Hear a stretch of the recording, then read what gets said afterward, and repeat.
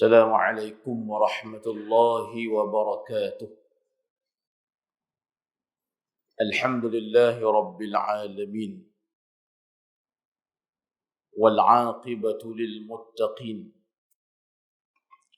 ولا عدوان إلا على الظالمين.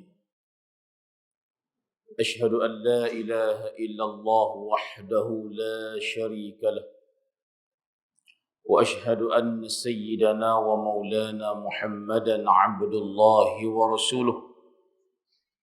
اللهم صل وسلم وبارك على سيدنا محمد وعلى آله وأصحابه وأزواجه وذرياته أجمعين.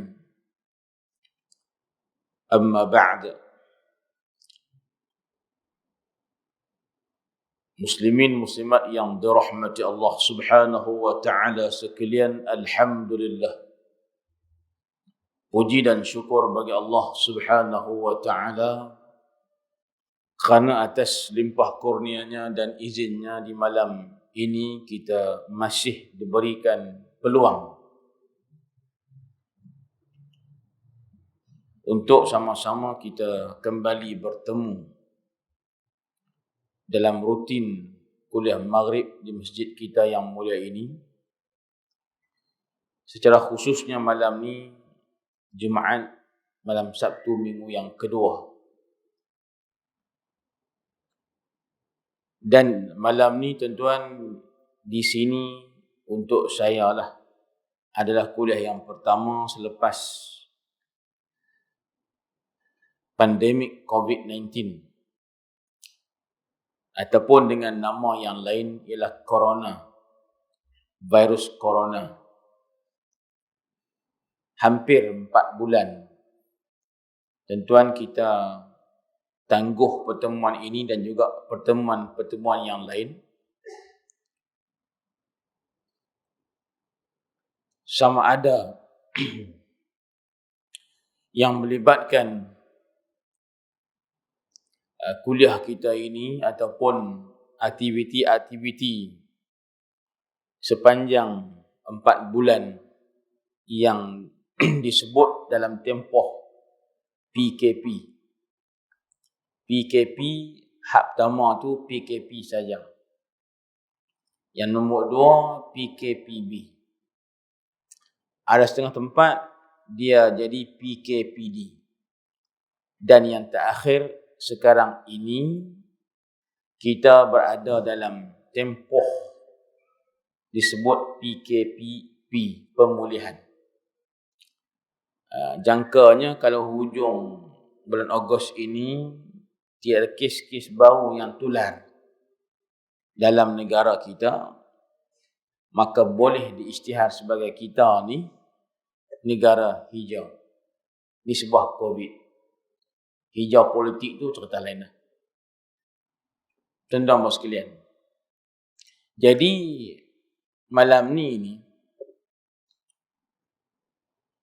saya tak bercadang untuk sambung kitab kita ni. Walaupun kitab lah pun ada atas meja.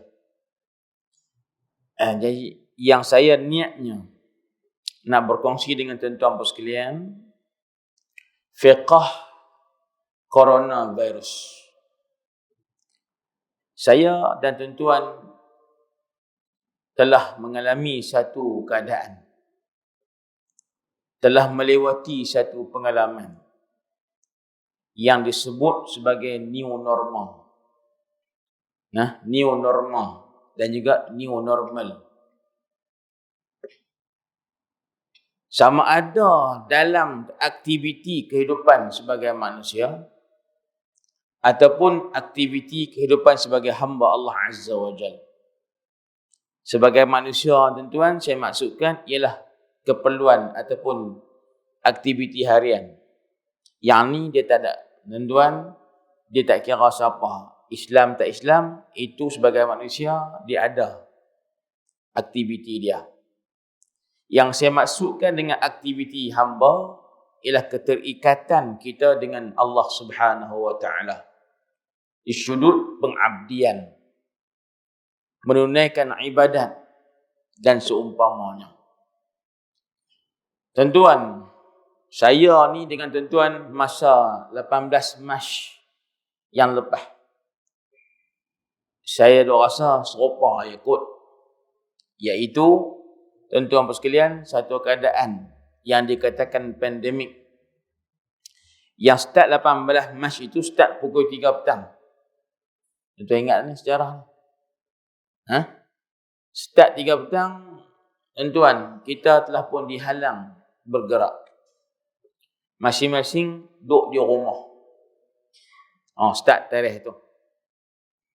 Jadi tuan, start tarikh 18 Mac tu ada banyak perkara yang berlaku yang dikaitkan dengan hukum fiqh. Antara benda yang terkejut, maksud terkejut ni benda yang tak pernah ada sebelum itu pada umur saya lah. Pertamanya, tak wajib solat Jumaat. Yang keduanya, yang terkejut juga, bila dah boleh 12 orang sahaja. Yang ketiganya, bila reda sikit, boleh kepada 40 minima. Tapi maksima 60 orang. Terkejut juga. Masjid besar, tiba-tiba maksima 60 sahaja. Dan sekali je jemaat yang maksima 60 orang.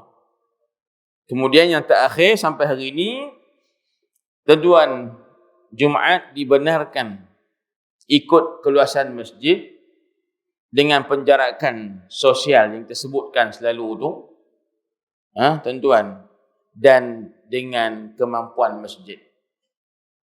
Itu satu bab Jumaat. Yang kedua, tuan-tuan, terkejut juga azan pasien hak tak nak dengar. Duk biasa hayya 'alas solah. Jom mai sembahyang. Tok Bilal ajak kita mai sembahyang jemaah di masjid. Dia pun kata hayya 'alas solah.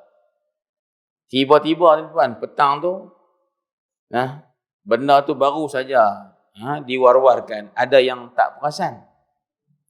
Tapi ada yang perasan, tuan-tuan sekalian, maka dia bang, ala sallu fi buyutikum.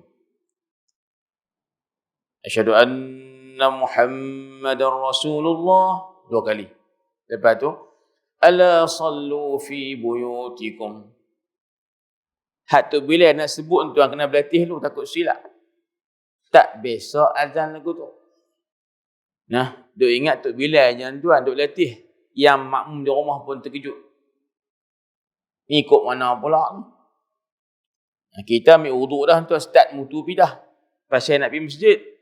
Tiba-tiba Tok Bilal kata, ala sallu fi buyutikum. Mayanglah di rumah. Kita hati-hati anak celapak pergi masjid juga. Pipi tengok, tinggal 2 orang. Tok Bilal dengan kita. Tu pun Tok Bilal pergi bang, dia start mutu nak balik, dah habis bang nak balik. Terkejut tuan-tuan sekalian. Azan baru pula dah, dia apa kata. Setengah masjid, dia guna sallu fi rihalikum. Semayanglah kamu dalam atas kenderaan kamu, transport kamu. Tak apalah tuan-tuan sekalian. Terkejut pula. Yang ketiga, isu yang terkejut tuan-tuan sekalian, tak biasa sebelum tu, ialah sembahyang tarawih. Dia tarawih tak terkejut. Hak terkejut ni sembahyang di rumah, tak pergi masjid. Hak orang tu biasa sembahyang di rumah, dia tak terkejut juga. Tapi yang terkejut tuan, dia nak kena sembahyang di rumah, itu imam. Hak tu dia terkejut. Pasal dia biasa tuan, jadi makmum sahaja. Boleh komplain 8 rakaat mana boleh, kena 20 berhaji. Tahun ni dia buat terkejut. Tak ada siapa pun komplain 20 ke 8, tak ada siapa pun bunyi. Sama ada orang ramai ataupun tuan-tuan kalangan para guru kita. Diam sibuk bahasa.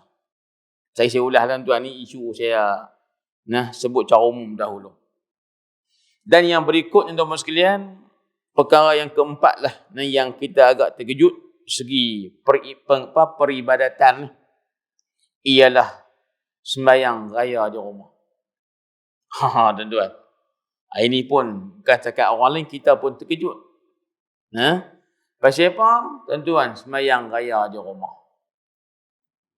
Dia sembahyang raya di rumah tuan-tuan sekalian, tok imam tu kita lah. Tok khatib pun kita lah. Yang terkejut lepas tu, Menteri Agama komplain berkaitan dengan tongkat yang kita nak pegang masa baca khutbah. Bukan alat lawak. Itu sunnah Nabi. Ada pakai payung. Payung pun cap macam-macam lah. Ikut brand apa dia minyak kereta, payung cap tu lah. Ada cap Total, ada cap penama Michelin, tayar Michelin. Ikut lah. Ada yang untuk sekian pakai pedang. Ada yang pakai tuan senapang patah. Tuan-tuan. Macam-macam. Jadi tak apa nak pegang senjata ke apa, cuma jadi bahan lawak tu tak sesuai. Terkejut tuan-tuan. Maka saya dengan beberapa isu tadi saya nak ulas sikit. Kerana orang ramai yang kita anggap kurang faham hukum. Seolah-olah mengatakan apa yang berlaku itu, fatwa yang dikeluarkan itu bukan daripada syariat. Bahkan tak kurang juga ada yang komplain. Dia kata takkanlah mufti nak keluar fatwa tentang agama, tanya pandangan Menteri Kesihatan. Takkan sampai tarah tu. Takkanlah mufti ni bila keluarkan fatwa merujuk kepada Menteri Keselamatan, Pak Long Mei. Takkan sampai tarah lagu tu.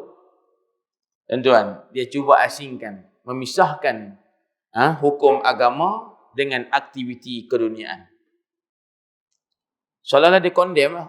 Oi, mufti nak keluar fatwa hukum agama. Pasal apa tanya Menteri Kesihatan, Ketua Pengarah Kesihatan? Kita dah mufti keluar fatwa lah. Tuan-tuan, ini kalam orang yang kurang faham.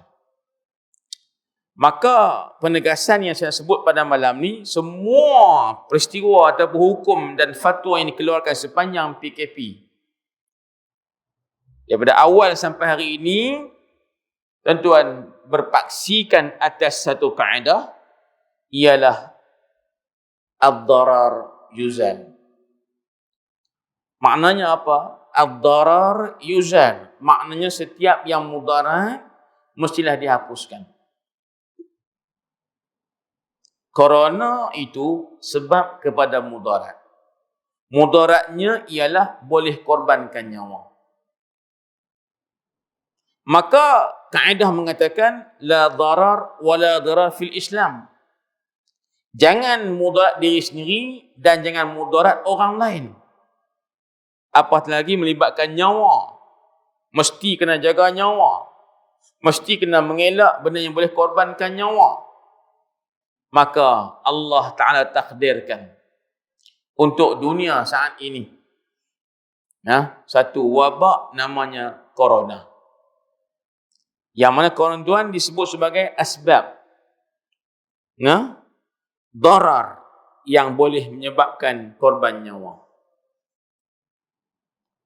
Tuan-tuan, kita sebelum 18 Mac tu, kita dengar berita mai dari China, Wuhan dan sebagainya.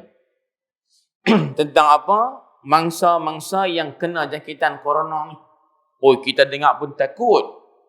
Sebab merebak cukup cepat. Dan angka kematian bukan sedikit.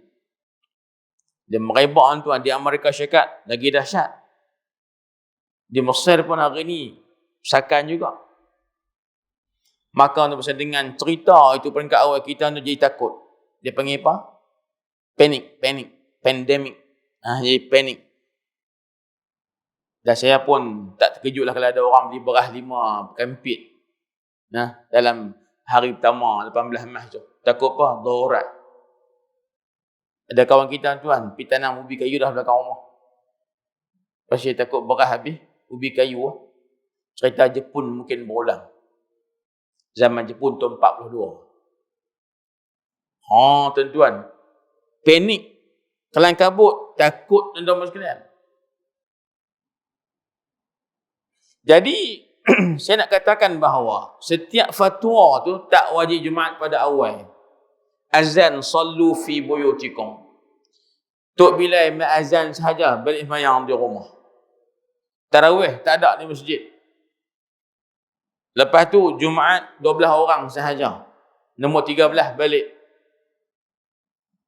Maka setiap itu tak lari sedikit pun daripada hukum agama. Bahkan saya boleh kata tak terkeluar sedikit daripada mazhab Islam. Khasnya mazhab Syafi'i rahimahullahu ta'ala. Cuma dengar tu macam tak sama. Ya.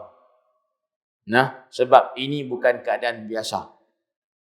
Patah balik. Nombor 1, isu yang terkejut ialah tak wajib Jumaat. Orang hak nakal mula-mula nombor sekalian. Dia marah ke Perlis. Perlis negeri yang paling utara. Negeri paling awal kata Jumaat.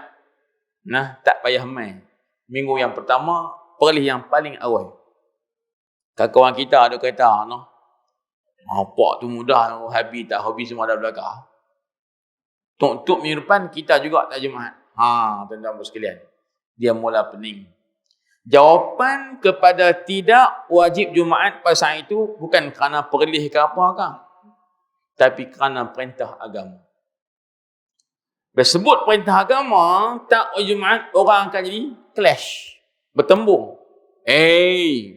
Surah Jumaat, surah Allah suruh kita pergi main Jumaat. Tiba-tiba ada ustaz kata, tak wajib Jumaat pun perintah agama juga. Seolah-olah kalau pergi Jumaat masa tu salah kita. Jawapannya betul fatwa tu. Kerana apa? Kerana tuan-tuan ad-darar yuzal. Yang mudarat mestilah dibuang, dihapuskan. Tuan-tuan apa sekalian, al-kisahnya. Kaitannya bila orang tegur, takkanlah mufti nak keluar fatwa, tak wajib Jumaat pun tanya Menteri Keselamatan. Tanya Menteri Kesihatan. Jumaat ni benda agama. Menteri Kesihatan jaga bab sakit sihat lagu tu saja. Tuan-tuan sebenarnya, ini dia panggil gabung jalin, kombinasi yang dituntut oleh agama. Jawapan kepada orang yang bercakap demikian ialah dengan satu soalan. Kalau tuan-tuan keluar dari masjid ni, sekali lagi contoh. Tiba-tiba terlangkah, terlajak kaki, tak pijak tangga, tongah jatuh. Tuan-tuan, rebah api, kemudian dari ni tuan, kena batu, pecah. Darah tuan, sakit. Jatuh depan masjid, tuan-tuan nak lipat tanya tu imam ke nak pergi hospital? Tanya apalah. Saya buat contoh sahaja. Dah keluar masjid tu imam tu wirid tak habis lagi. Jatuh tangga, dari tuan-tuan, kena batu, dia pecah, dia berdarah sikit, sakit juga. Tuan-tuan nak lipat, tanya tu imam ke nak tanya pergi hospital, pergi berubat. Hal ni tak gaduh mengaji. Tak gaduh masuk sekolah. Mesti dia akan pergi hospital. Pasal apa? Nak pergi berubat. Pasal apa? Ni sakit. Awak tanya tu imam, boleh? Tanya tu imam tu, sabarlah ya akhi, ni semua ujian Allah Ta'ala. Tu imam berubat cara dia, betul tak? Ya, tapi nak habaq kata standard bila bab sakit, kesihatan, kesakitan, tuan-tuan, penyakit dan sebagainya, kita akan tanya bidang pakar dalam bidang dia. Justru yang boleh habaq kata ada corona ni siapa dia? Ialah pakar dalam bidang dia. Kita tu kalau dekat dua sungai ni tak tahu kata corona tiba rebah dan tampang ni, rebah ni. Kena santau ke apa, tu habang lagu tu. Tuan-tuan, tiba-tiba pakar dalam bidang tu kita, ni bukan cerita bab jin ke, santau ke, saka ke, ini adalah satu virus. Dengan ujian klinikal. Tuan-tuan, dia boleh cek pula rupanya ada satu kuman, satu virus yang bentuknya bulat, yang berbulu. Rupanya macam matahari. Patut pun nama corona, bukan corolla. Corona, sebab corona tu terjemahnya ialah matahari. Sebab melihat pada rupa parah dia tu. Makna saya nak bagi tahu, yang boleh cam, yang boleh cek, yang boleh kesan kata ada virus corona ni lah pakar perubatan. Dan kita tuan, kalau tak alim terang mana pun dalam bab syariat ni, mungkin dia tak akan boleh cam penyakit apa yang boleh berjangkit. Maka step yang kedua, corona ni berjangkit ke tidak? Jawabnya ya. Siapa yang bagi pendapat nasihat kata dia berjangkit? Pakar dalam bidang dia. Di sini tuan timbul satu nasihat. Corona virus yang berbahaya. Corona dia boleh berjangkit. Siapa yang dijangkiti corona, dia akan boleh menyebabkan sesak nafas. Sebab corona tuan dia mencipta kahak, lemak. Dia penuh tuan dalam dada kita ni kahak dan lemak, akhirnya saluran pernafasan terganggu. Siapa yang lemah dia punya imunasi dia akan tuan dengan izin Allah lah. Nah, adat kata qalu inna lillahi wa inna ilaihi raji'un. Adat kata. Maka doktor yang bagi nasihat lagu tu, corona ni boleh bawa kematian. Corona ni boleh kena dengan jangkitan. Jangkitan pula dengan sentuhan. Sentuhan pula sebab bersalaman. Bersalam pula sebab berjumpa. Berjumpa pula sebab berimpun. Berimpun pula sebab Jumaat. Tuan faham tak tangga-tangga dia tu? Lah tiba-tiba corona punya cerita, Jumaat tak wajib. Tu dia punya pertalian dia. Faham kau? Lagi ada orang, saya tahu ada orang kat mufti pun ada. Sebab kami yang bincang hukum ni pada awal. Tiga kali kat tuan bincang fatwa ni. Nak sampai kelar ni. Adalah orang yang menunjukkan tanda macam tak setuju dengan pendapat tu. Tuan, saya ulang lah. Corona itu mudarat. Mudaratnya boleh korbankan nyawa. Corona pula boleh berjangkit. Berjangkitnya pula dengan sentuhan. Sentuhan pula antaranya dengan bersalaman. Bersalaman sebab adanya perjumpaan. Berjumpa tu pula sebab ada perhimpunan. Berhimpun tu antaranya ialah kerana adanya solat Jumaat. Dia punca main tu. Nak mengelak berjangkit tu sahaja. Maka sebarang bentuk perhimpunan adalah dilarang. Terdegang tuan-tuan sekalian. Termasuklah solat Jumaat tadi. Riuh tuan-tuan sekalian. Jumaat tak wajib. Pi salah, market tak tutup. Dia bunyi kot tu pula dah. Faham tak ni? Jumaat tak boleh semayang. Minimarket, pasar basah boleh buka. Tunjuk Dian. Dorang. Duk berotok beli ikan. Tuan-tuan, inilah bezanya orang yang faham dengan orang yang tak faham.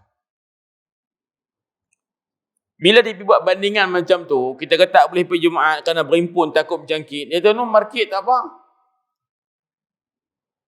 Semangat tu biar kita ada ilmu. Marah ni, sembahyang fardu, jemaah 5 waktu ni tak boleh pergi. Kedai boleh, market boleh, beli ikan boleh. Tuan-tuan cakap lagu tu dah agak-agak. Siapa lah ramai yang cakap lagu tu dah tak? Akad tangan. Nak ambil nama. Nak bagi kat mufti. Kita buat kelas khas. Kelas pemulihan. Melawak tuan. Gini.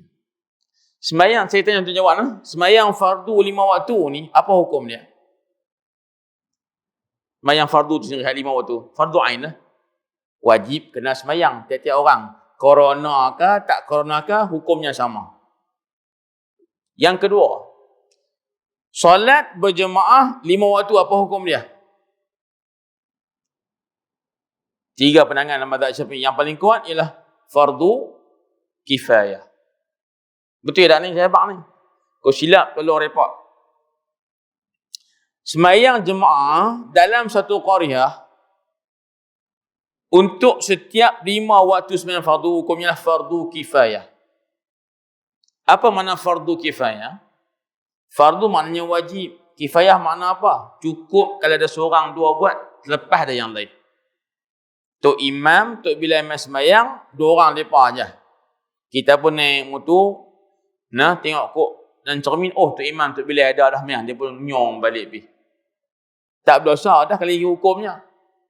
Pasal apa? Telah terangkat wajib fardu kifayah sebab telah ada 2 orang yang berjemaah di masjid. Halim dosa lagi tak? Tak berdosa lagi dah. Cuma rebut pahala tajuk lain. Sina Habak kata tak berdosa. Dia punya marah tu macam tak pergi jemaah tu berdosa. Mana boleh bos semua tak boleh market dia buka apa tu. Seolah-olah tentuan fatwa tu menyebabkan dia dosa. Kita Habak satu Korea, kalau ada jemaah walaupun 2 orang telah pun terangkat dosa daripada yang lain. Betul? Baik. Tuan-tuan sekalian. Kalau market, apa makna market? Pasar lah. Apa makna pasar? Tempat untuk menjual keperluan orang ramai. Corona ke tak corona, tuan-tuan, market tu adalah satu benda hukumnya fardu kifayah. Bukan yang pi, buka tu. Semayang jemaah tuan, fardu kifayah pi. Market pula, fardu kifayah kena buka. Tentu tak mau pergi kedai tajuk lain, tapi orang kedai kena buka.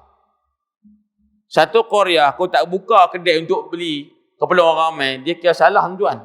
Sebab menyediakan keperluan orang ramai, makan minum mereka, benda-benda asas, bahan mentah, fardu kifayah.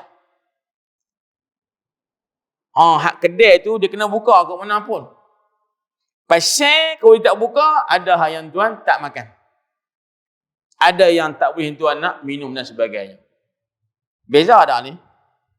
Semayang jemaah di masjid, 2 orang cukup. Dia kena pi 2 orang dah. Tak pi 2 orang ni, dosa satu kampung. Kalau pi dah 2 orang, selesai. Dosa pada yang lain terangkat. Kedai pula, fardu kifayah nak kena buka. Bukan kena pi, kena buka. Tuan-tuan. Orang pi beli ke tak pi beli tajuk lain, tapi dia tu kena buka. Fardu kifayah.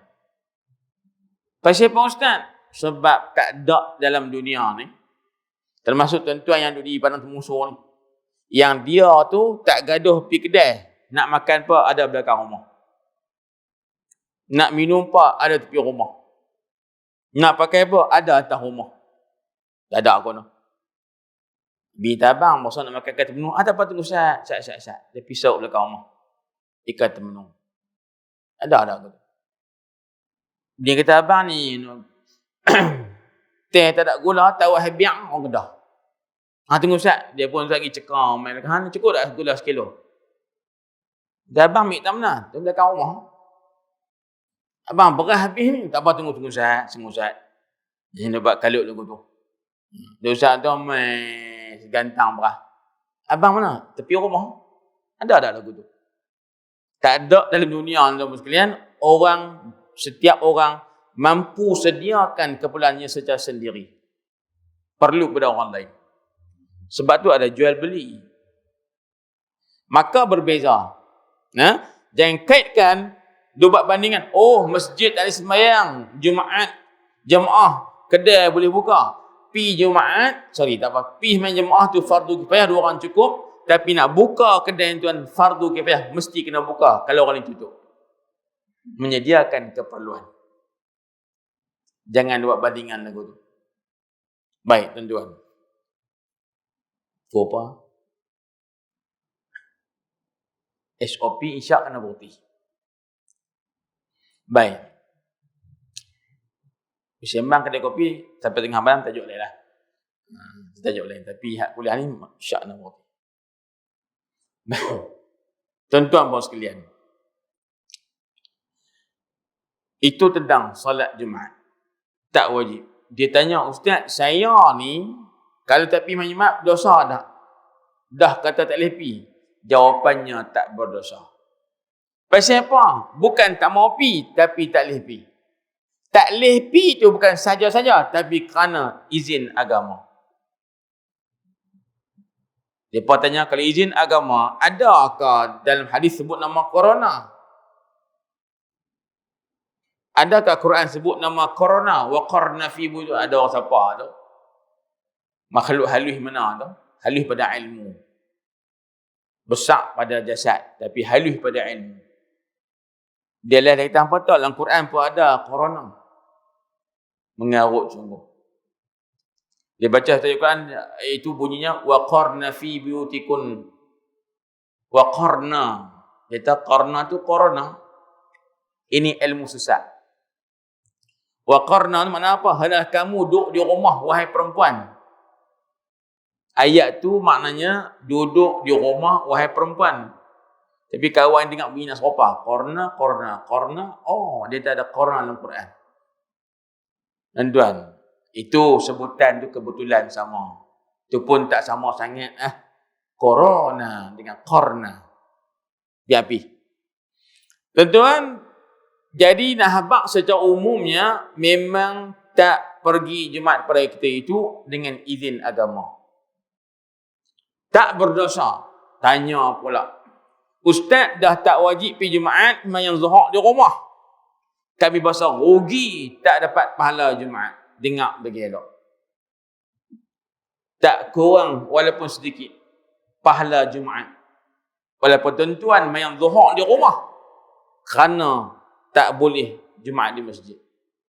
Ustaz biar betul. Ya, ini tuan-tuan kaedah agama. Siapa-siapa yang tak boleh buat satu amalan kerana sakit, kerana musafir, kerana terhalang, maka dia akan mendapat pahala amalan tersebut tak kurang walaupun sedikit. Ini tuan-tuan antara makna hadis Nabi SAW. Tak rugi apa? Tuan-tuan, di segi pahala full, tapi syarat orang yang salat zuhur di rumah yang nak dapat pahala Jumaat ketika itu, dia mesti jujur dengan amalan dia. Ikhlas dengan amalan hatinya. Maknanya apa? Dia memang nak pergi sungguh Jumaat. Tapi tak boleh pergi. Yang tu dapat pahala. Maksudnya kalau orang tak jujur, tak ikhlas tuan-tuan sekalian, maka dia tak dapat pahala Jumaat walaupun solat di rumah kerana tak boleh pergi Jumaat di masjid. Pasal apa? Tak jujur. Bahong kata orang Bali. Nak tahu dia bahong lagu mana? Tak PKP pun tak pergi dah Jumaat. Masa corona tak timbul lagi tuan. Tak ada lah bunyi corona. Di Jumaat tak pergi dah. Tiba corona tak boleh pergi. Dia kata apa kena gaya. Kena gaya tu hak dia tak bisa pergi Jumaat. Corona pun tak boleh pergi Jumaat. Dia main di rumah. Tak ada pahala Jumaat. Sebab ni kes-kes bohong. Bohong dengan amalan agama. Tipu lah tu. Dia tak jujur. Faham kok no? Tuan-tuan sekalian. Bila sebut lagu tu ada orang terasa. Ustaz, saya seminggu sebelum corona tu, saya sakit. Saya sakit di hospital lah hari Jumaat tu. Tak boleh pergi Jumaat tu. Sebab apa? Sakit. Kemudian corona tak boleh pergi Jumaat. Saya dapat pahala dah Ustaz. Sebab sebelum tu saya tak pergi dah. Kerana duduk di hospital sebab sakit. Kena tahan ward dia kata. Kita pun tanya dia. Sebelum sakit di ward tu pergi Jumaat tak? Pergi. Tapi sebelum tu sebab apa? Sakit tahan ward. Maknanya ada keuzran. Orang yang macam ni pun kalau dia sembahyang Jumaat, sembahyang zuhur di rumah, ketika corona dapat pahala full Jumaat tanpa kurang walaupun sedikit. Tuan-tuan yang saya bimbangnya, hak tak wajib Jumaat pada awal tu, dekat-dekat 8 minggu tau. Cikgu Yusri lah. Cikgu kira tak? Ada orang kira, dia takut Islam keluar ke tengkok dia. Ustaz ni minggu 3 ni. Tak pergi Jumaat pula ni. Islam keluar ke tekuk habis apa? Tentu hak keluar kenyataan di mufti. Kalau kita kata Islam keluar ke tekuk mufti nombor 1, dia lebih reti daripada kita, no? Tuan-tuan, tidak mengapa. Jadi makna tuan-tuan sekalian, kewajipan solat Jumaat itu ataupun tak wajib Jumaat itu mesti dilihat pada tuan-tuan aspek yang pelbagai. Yang ni saya kata di awal, mesti ada kombinasi. Gabung maklumat antara hukum agama dengan tuan-tuan pakar bidang perubatan. Kena ingat, orang yang pertama yang diiktiraf mengaitkan perubatan dan implikasinya terhadap hukum syariat ialah Al-Imam Asy-Syafi'i rahimahullah. Ini saya nak ulang ni. Orang pertama dalam dunia Islam yang diiktiraf menggabung jalinkan maklumat perubatan sebagai sumber kepada hukum Islam ialah imam kita, Al-Imam Asy-Syafi'i rahimahullah ta'ala. Fatwa dia tuan-tuan, ini cerita lama. Makruh menggunakan air musta'mal. Makruh menggunakan air musyammas. Musta'mal itu pasal lah. Makruh kita menggunakan air musyammas. Betul. Musyammas ni makna apa tuan? Ayat apa? Ayat corona. Corona tu matahari. Musyammas tu ayat yang panas dengan sebab matahari. Ayat yang panas dengan sebab corona. Dengan makna matahari. Saya yang kata lagu tu. Timbul istilah tuan pening pula lagi. Ayat musyammas ialah ayat yang panas dengan sebab berhabar matahari, duduk dalam bekas tin.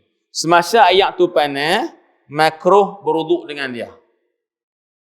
Siapa bagi fatwa tu? Imam Syafi'i. Orang tanya, wahai Imam, apa fatwa kamu?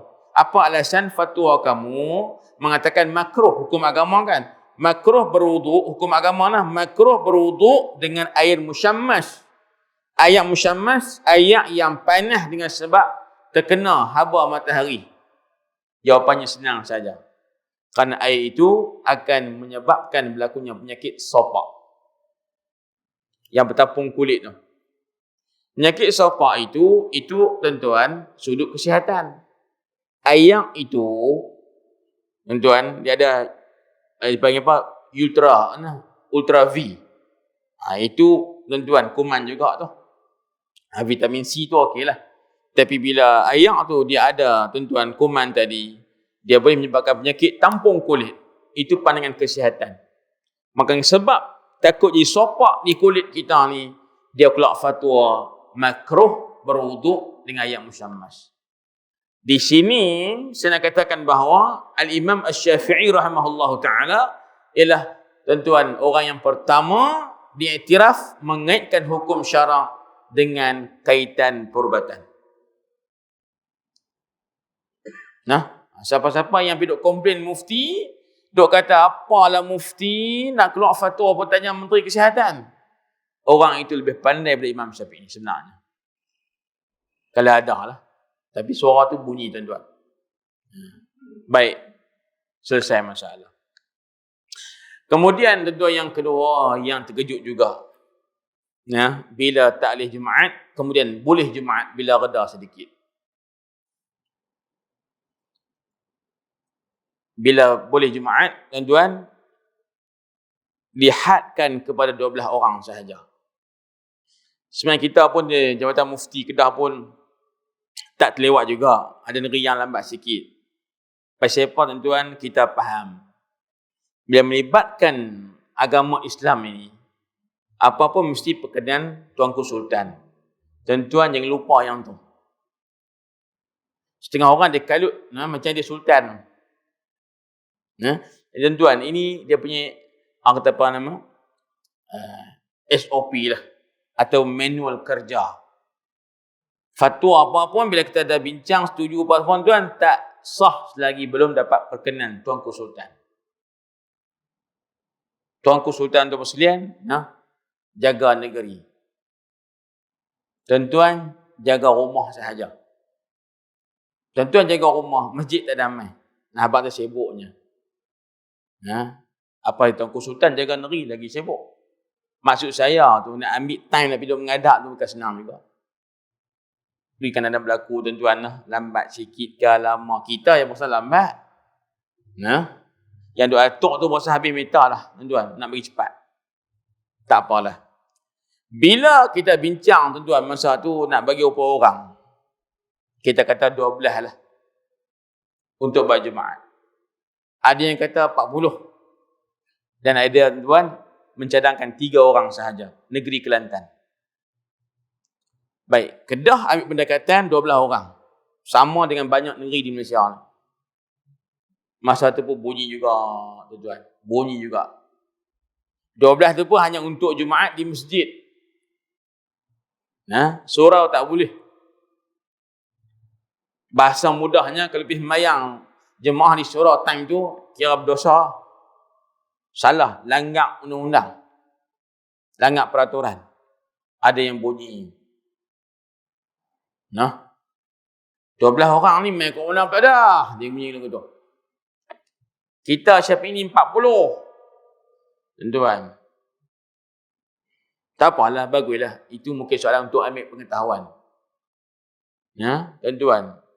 Tapi bagus juga kalau dia fikir, yang keluar fatwa 12 ni mufti.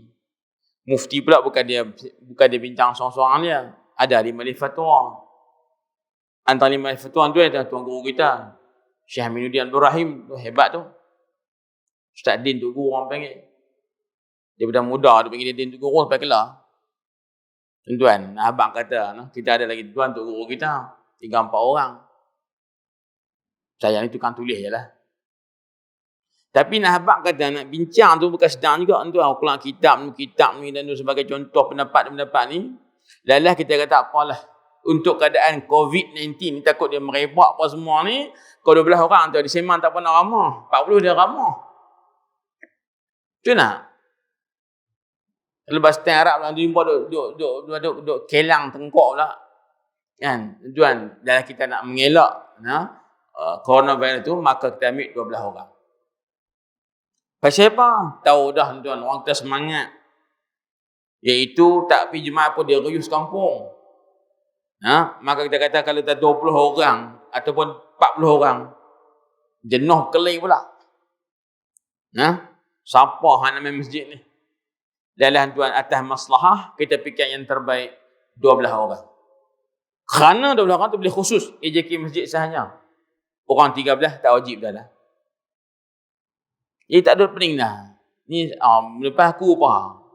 Tak ada lah. Kita dah 12 ni AJK masjid. Orang bukan AJK, tuan-tuan, sila solat di rumah. Ada setengah surau. Bila sebut kata AJK boleh, dia tak dengar 12 tu. Dia lantik AJK petang juga. Pagi Khamis tu kami ingat lagi beberapa bulan, masuk tu yang PKPB tu lah. Kita 12 orang tu pagi tu tak boleh. Dia habis kata pasal kita khusus untuk AJK masjid, ada surau tu lantik tambah jawatan kuasa. Sebab apa nak pergi boleh sembahyang di surau. Rajin, alhamdulillah. Bagus tuan-tuan sekalian. Tapi kita nak kata bila sultan kata hanya di masjid surau tidak ada. Itu satu perintah yang tujuan jaga masalah rakyat. Perintah supaya surau tak disolat jemaah ketika itu, perintah tujuannya maslahah dengan nasihat daripada mufti. Makna tuan mentaati sultan ketika itu satu benda yang ma'ruf. Kita lawan arus. Oh tak boleh, kita nak sembahyang juga di surau, masjid boleh.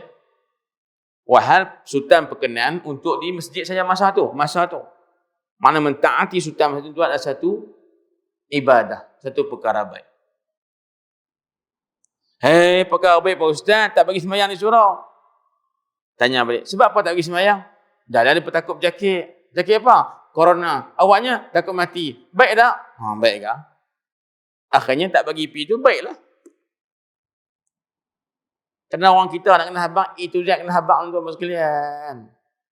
Nak boleh nak faham, oh lagu tu kah? Tuan-tuan. Dan sedikit tambah ulasan saya, tuan-tuan. 12 orang ni pun sebenarnya bukan asing. Mazhab Maliki itu yang muktamad. Mazhab Maliki kalau ikut perkiraan mazhab mereka, Jumaat hanya, tuan-tuan, cukup dengan 12 orang. Hambali dengan Syafi'i 40. Dan paling minima angka Jumaat mazhab Abu Hanifah 4 orang. Ada yang kata 3 orang. Dan yang syok lagi 40, 12 dan sebagainya juga ada pendapat dalam mazhab Syafi'i. Tetapi bukanlah pendapat yang kuat. Tapi ada difatwakan oleh sebahagian ulama Syafi'i. Ustaz, Masa tak ada masalah apa 40 no. Masa ada masalah 12 no. Tuan-tuan. Ya. Kita kata hukum itu berubah berdasarkan keadaan dan suasana. Saya pun yakin, tuan-tuan pun yakin, kalau corona tak main negara kita baru ni, sampai kelar tak main, confirm tuan-tuan, hukum tak berubah. Kekal 40 tu lah. Betul tak? Kalau corona tak main negara kita sampai hari ni tuan, sah pun duduk rapat-rapat, bukan duduk 1 meter macam tadi tu. Tapi dah benar tuan-tuan sekalian. Dikhabarkan demikian. Kita ni berusaha. Setengah negara, setengah negeri, setengah semangat orang Islam ni, kita takut Tuhan saja. Takut apa? Corona. Oh, tuan-tuan. Ni kira makam tu kita tak sampai lagi. Kita hanya takut Tuhan, tak takut corona.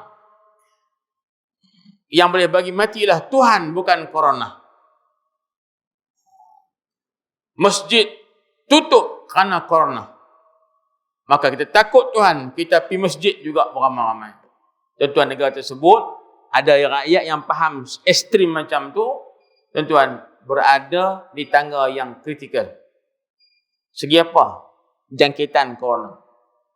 Tuan-tuan, bila dia merebak banyak, ramai yang kena, nak kawal tu dah jadi terlambat.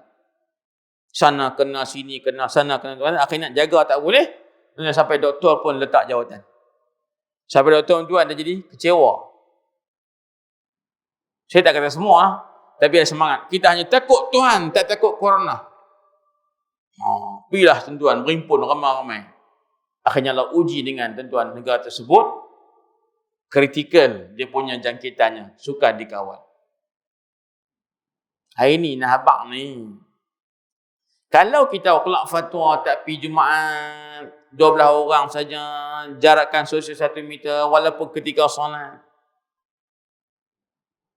Yang tu bercanggahkah dengan agama? Jawabnya tidak. Kerana tuan-tuan puan sekalian, apa yang kita buat itu sebagai satu bentuk usaha. Ikhtiar usaha untuk tuan kita mendapat sesuatu yang Allah Ta'ala perintahkan, iaitu menjaga nyawa kita.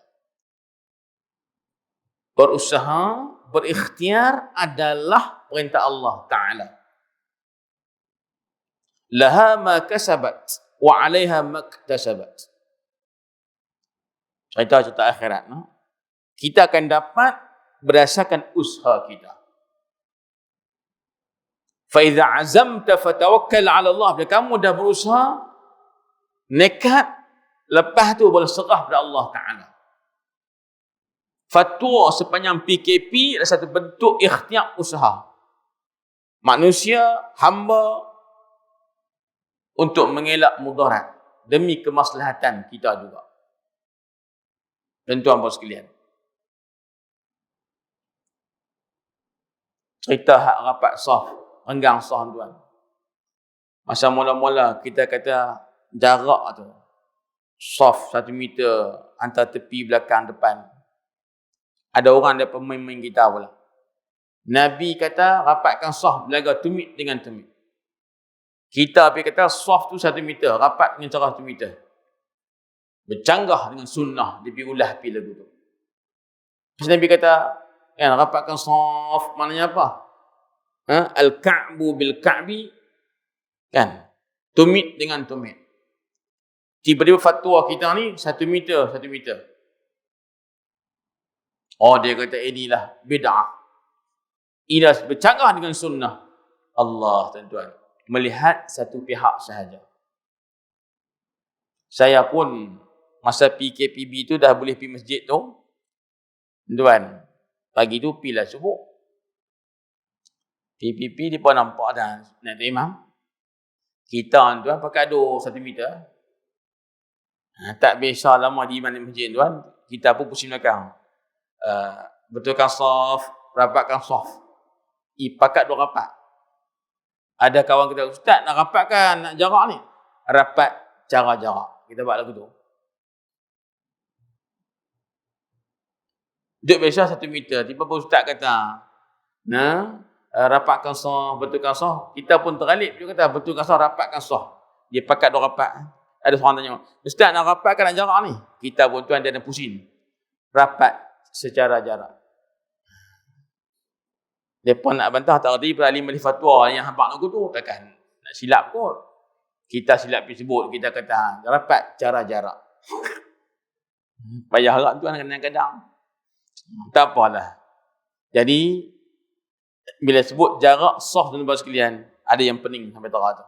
Oh, ni bercanggah dengan sunnah, ini bid'ah. Nabi ajak rapat tumit dengan tumit, bau dengan bau. Tengok keadaan. Saya pun kata, kalau kata ada corona main dalam dunia ni tuan, rapat sah macam tu. Tapi kita orang Melayu ke Asia Tenggara, tabiat dah rapat pun renggang.